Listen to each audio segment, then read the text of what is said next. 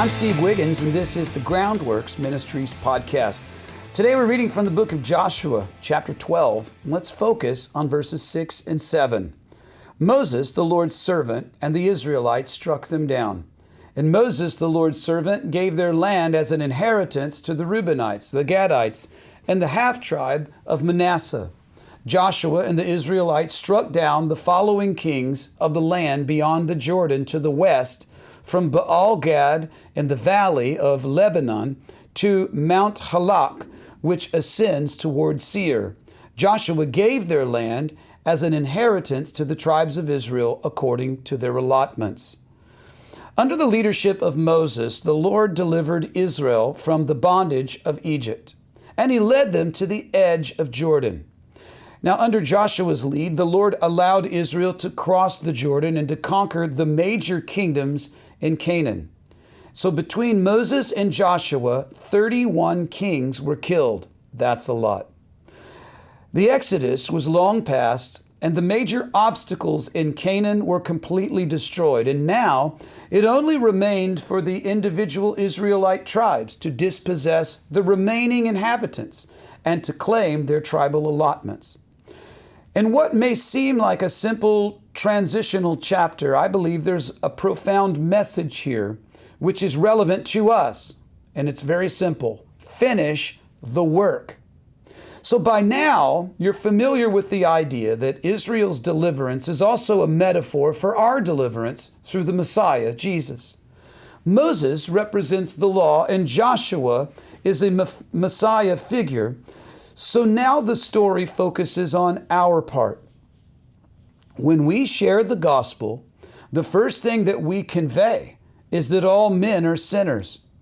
God's standard, as articulated in the Bible, exposes man's sin by laying out God's character and his standard.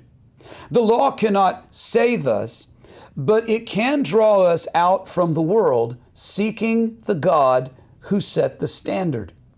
Likewise, Moses led Israel out of Egypt, following the Lord.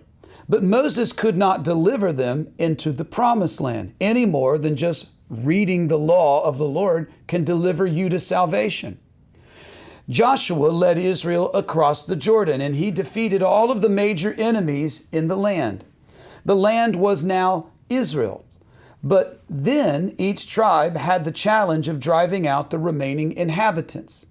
Israel's success in the land was dependent upon their willingness to trust God to go before them, not as a nation anymore, but now as individual tribes. God's relationship with Israel was becoming more and more personal. A mixed multitude, that is Jews and Gentiles, left Egypt. Israel has taken its national inheritance. Independent tribes are now pursuing their personal allotments. And in a similar way, Jesus has defeated all of the major enemies of mankind. He has defeated sin and he has defeated death. And salvation is completely by grace through faith in Jesus' atoning work on our behalf. And yet enemies still remain in the form of former inhabitants, that is, lingering sin nature, which still sticks around, those former inhabitants of your land, your old value system, always saying, hey, why don't you come out and play with us for a day again? And it's our challenge. The law has revealed our sin and our need for salvation. Jesus has provided salvation, and now the Holy Spirit is given to us and says, now follow me as I teach you the word, and as you obey what I reveal to you, start driving out those remaining inhabitants, so that we may fully live within our deliverance by God's grace when we faithfully place our trust in Jesus. And of course, God gives us the same encouragement as he gave to Israel. He will gracefully go before us, and he will defeat those former inhabitants if we will trust his word and fight by faith.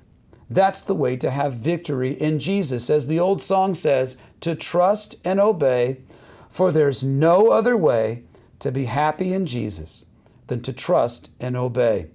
It's one thing to be saved from your sin. It's another thing to walk through this life as a believer victorious. So be strong and courageous. I'm Steve Wiggins, and this is the Groundworks Ministries podcast. Check us out at groundworksministries.com.